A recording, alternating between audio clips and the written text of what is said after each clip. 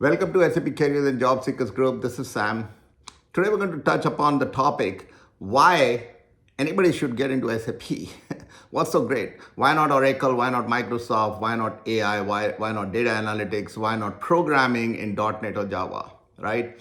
Now, again, SAP is a functional system which is process driven. So we have this something called swim lanes. 1, 2, 3, 4, 5. So we have FICO swim lane, we have swim lane, we have SD swim lane, we have PP swim lane, we have HCM swim lane, we have project system swim lane, and we have plant maintenance, so customer support swim lane. So these are process driven swim lanes. So if you want to join SAP as a career, it's best suited to people who are working functionally in the industry, right? So what happens is your salary scales up. So as I discussed in one of the previous videos, which you can go and check in this range of videos, I talked about what is the salary difference. So if you're getting like 40 to 60,000, you will be able to get 80 up to 250,000 and more, right? So consultant gets between 80 to 250, but if you want to get into practice head, program management, or you want to get a director roles or a vice president role, right? Then you can get much higher salary than $250,000. However, the same person in environment which is a process-based end user side, he will not get the same salary. I'll give you an example. As a bookkeeper, you might make $40,000 to $60,000. However, as a FICO consultant, and I have discussed this in one of my previous videos, you will get $80,000 to $250,000. So huge bump up, saves you almost 10 years of your career by getting into SAP. Why should you get it? Because you have got an experience in the domain, which is industry. A domain is the industry. For example, pharmaceutical is an industry, manufacturing, retail is an industry, right? You also have airline as an industry. You have rails and transportation as an industry. You also have mining or utilities as an industry. You have federal government and municipal governments and state governments as an industry. So those are called industry solutions or IS. So if you're from those domains and you are in any of those swim lanes I talked about, financials, supply chain, production planning, sales and distribution, customer support, human resource, project systems, quality assurance, SAP can change your life, right?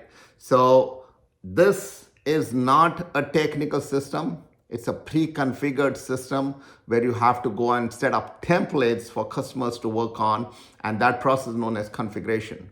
Now, if you do want to build something, that is called customization or programming. And then there's roles of outside of this, which are system administration. So we have functional consultant, technical consultants, which is programmers and system administrators. And then we have management roles, project coordinators, project management, enterprise architect, practice head, right? Business development guys, vice presidents, presidents, so on and so forth. So if you are from the process domain and you are within one of those processes I talked about and you are industry vertical, doesn't matter, then it's a great time for you to get into SAP.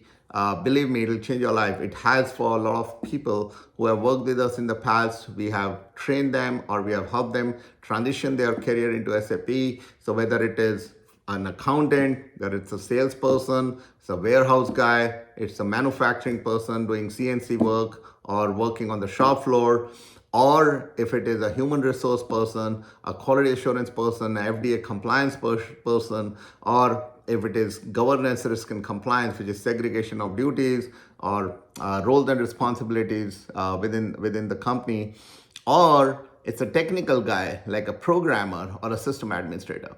So all of those can fit into this SAP world. It's a great time for everybody to get into. The reason I'm saying this because there's a big shift. So in 1990s, when I started in SAP 1993, they moved from R2 to R3. So they moved from a two-tier architecture, which was a server and application. So you had the central database and your application.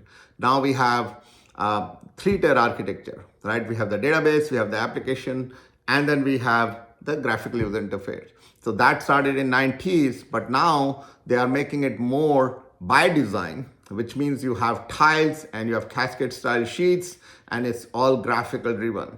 Now with AI coming in, you will see more and more graphics and self-configuring system and self-healing databases which are already there.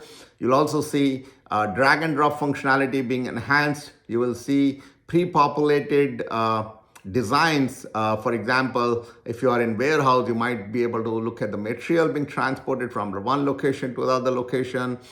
You can, just like you have a tracking ID, you might be able to ask the AI bot to optimize your supply chain operation, your storage operation, your sales and distribution operations, your human capital operations, right? Or human capital management or recruitment and onboarding side of things. So there are tons and tons of opportunities for everybody, irrespective of the domain you're coming from.